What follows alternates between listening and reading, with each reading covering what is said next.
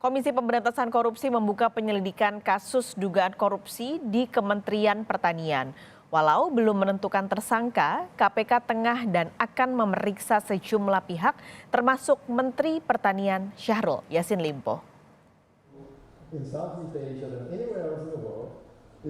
Berawal dari laporan masyarakat, isu dugaan korupsi di Kementerian Pertanian berembus kencang hingga menyeret nama Menteri Pertanian Syahrul Yassin Limpo.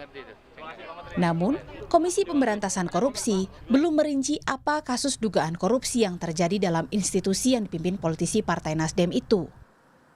Yang jelas, kasus ini masih berstatus penyelidikan, alias belum ada tersangka.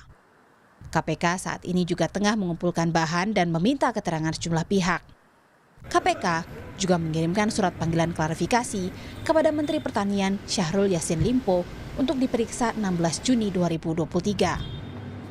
Jumat ya, tanggal 16 Juni mengundang Menteri Pertanian begitu ya, untuk hadir di Gedung Merah Putih KPK sekitar jam 9.30 supaya tidak ada salah paham ataupun pahamnya salah. Karena kami membaca di pemberitaan ada pihak-pihak tertentu yang sengaja kemudian seolah-olah KPK mentargetkan seorang menteri, kan gitu ya, ataupun dikaitkan dengan politik. Meski lagi-lagi muncul kasus dugaan korupsi yang melibatkan politisi, Ketua KPK Firly Bahuri menegaskan bahwa lembaga anti rasuah ini bebas dari pengaruh politik. Kekuasaan apapun, dengan kekuasaan dia terpengaruh, apalagi sudah menfit. Karena dia bekerja profesional. Karena batas-batas profesional itu, maka dia harus bertanggungjawabkan. Jadi apa yang dalam KPK, apa yang terjadi KPK, itu sepenuhnya adalah proses hukum.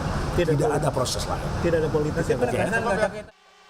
Di sela peninjauan kawasan sentra pengembangan bawang merah nasional di Kabupaten Solok, Sumatera Barat 14 Juni lalu, Syahrul memilih untuk tidak berkomentar banyak. Bapak disebut sebagai salah satu mitra aktif yang akan sebagai tersangka oleh KPK, Pak. Kenapa, Pak? Oh, saya nggak ngerti itu. Terima kasih, Pak Menteri. Terima Menteri. Ada komen, Pak? Ada komen, Pak? Menanggapi kasus ini, Presiden kembali mengingatkan para menterinya untuk berhati-hati mengelola uang negara.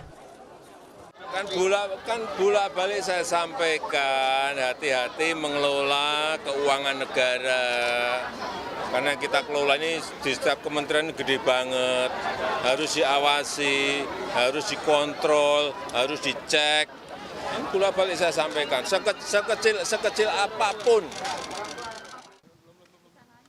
Presiden menyerahkan pengusutan dugaan korupsi di Kementerian Pertanian ini ke KPK. Sebelumnya, sesama menteri dari Partai Nasdem di Kabinet Indonesia Maju, Johnny G. Plate, menjadi tersangka kasus korupsi proyek BTS 4G yang diusut Kejaksaan Agung. Tim Liputan, Kompas TV.